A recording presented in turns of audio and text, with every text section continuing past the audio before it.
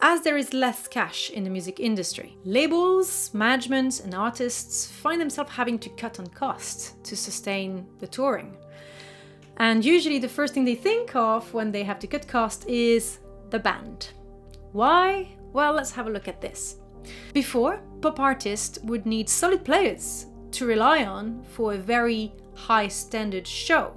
The parts were not necessarily easy, but the pressure was big, and they needed to make sure they could rely on whoever was backing them in the band. So once you found good players, you would make sure to pay them well in order to keep them.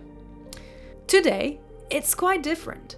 First of all, most of it is backing tracks. A lot of pop artists still take like 1 or 2 musicians on stage, usually a guitar player and a drummer, to keep this live feeling and also for the visual and a bit like that live sound to it.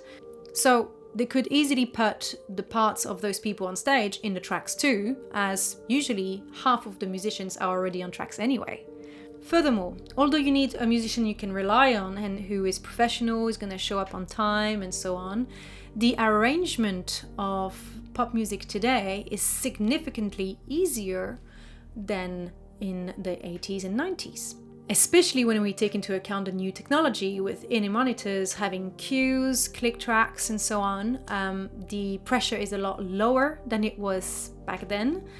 And therefore the musical level required to play those gigs is not as high as it was back then. Which means that you're not just disposable, you're also easily replaceable, removing the incentive of a good pay.